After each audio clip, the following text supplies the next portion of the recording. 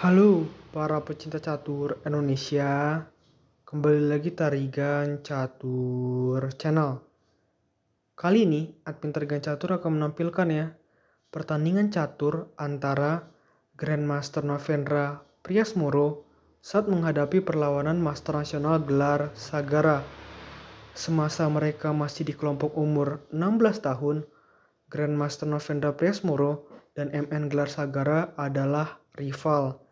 Waktu itu rating VD dari MN Gelar Sagara sudah termasuk tinggi yaitu 2050. Sedangkan GM Novendra Priasmoro waktu itu rating VD-nya ada 1800. Artinya pada masa itu lebih kuat MN Gelar Sagara ketimbang GM Novendra. Tetapi sekarang berubah drastis di mana Grandmaster Novendra Priasmoro menambah 700 poin rating VD-nya sehingga sudah menjadi Grandmaster. Sedangkan MN Gelar Sagara masih stuck di rating VD di bawah 2100. Sekarang rating VD-nya itu sekitar 2090-an. Oke, tanpa berlama-lama, langsung saja kita masuk ke permainan ya. Di sini Grandmaster Novendra Priasmoro menggunakan catur buah hitam dengan nama akun Liches BKD Catur dengan rating Lichesnya 2510 menghadapi perlawanan MN Gelar Sagara yang menggunakan catur buah putih dengan nama akun Liches Sniper BKD. Oke, langsung saja kita masuk ke permainan. Di sini MN Gelar Sagara memulai permainan dengan kuda F3 dan dibalas kuda F6 oleh Novendra Priasmoro. Pion G3 dan pion B6. Gajah G2 dan gajah B7. Rokade pendek oleh putih dan pion E6. Pion D3 dan pion D5. Kuda D2 dan gajah E7. Pion E4 mengajak pertukaran pion di petak pusat. Apa balasan hitam di sini? Pion pukul pion dan kuda menuju G5. Rokade pendek oleh hitam dan kuda pukul pion di petak E4. Kuda pukul kuda dan kuda pukul kuda. Menteri C8 dan benteng E1. Kuda D7 dan gajah F4. Kuda F6 mengajak pertukaran kuda oleh Grandmaster Novendra Priasmoro. Apa balasan MN Gelar Sagara di sini? Kuda pukul kuda di petak F6 dengan tempo skak dan gajah pukul kuda sembari mengancam pion lemah putih yang ada di petak B2. Gajah pukul gajah dan menteri pukul gajah. Lalu gajah E5 mengajak pertukaran gajah. Gajah pukul gajah dan benteng pukul gajah.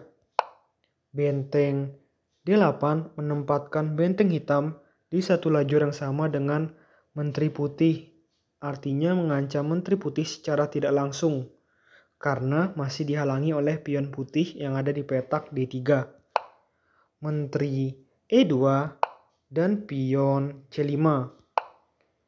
Menteri E4 mengajak pertukaran menteri, menteri pukul menteri, dan benteng pukul menteri. Benteng C8 dan pion B3.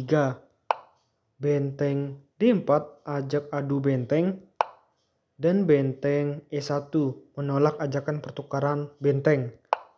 Raja F8 dan pion A4. Raja E7 dan pion F4. Raja D6 semakin mendekatkan diri dengan benteng hitam sekaligus dengan benteng lawan ya. Raja F2 dan benteng pukul benteng. Benteng pukul benteng dan pion A6.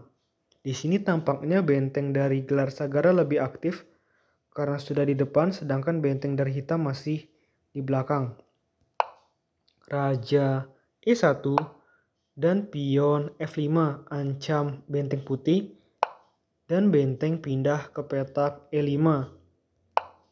Pion B5 mengajak pertukaran pion, pion pukul pion, dan pion pukul pion. Raja D2 dan benteng B8. Pion H3 dan pion G5. Ini langkah penting ya. Kalau putih salah ambil keputusan, misalkan pion pukul pion, maka raja pukul benteng. Jadi, pion dari hitam ini walaupun gratis tidak bisa dimakan ya. Raja E3, pion pukul pion dengan tempo skak, dan raja pukul pion. Benteng A8. Nah, di sini dapat momentumnya dari Grandmaster Novendra Priasmoro karena sudah mendapatkan lajur kosong di lajur A. Sedangkan putih masih tersandera ya posisinya oleh pion hitam yang ada di petak E6 yang cukup kuat. Pion B4 ini adalah langkah yang blunder menurut analisa komputer. Dan Grandmaster Novendra Priasmoro dapat melihat peluang untuk menang di pertandingan ini. Dengan benteng menuju petak A4. Jelas di sini pion putih tersebut akan hilang. Pion C3, pion pukul pion, benteng pukul pion di petak B5. Pion pukul pion ada tempo skak, dan setelah raja pindah ke petak E3, di sini Grandmaster Novendra Priasmoro menemukan langkah emas atau winning solution untuk memenangkan permainan ini dengan benteng menuju petak A1, dan tepat di posisi seperti ini MN Gelar Sagara memutuskan untuk menyerah karena kalau pertandingan dilanjutkan jelas pion hitam ini akan promosi.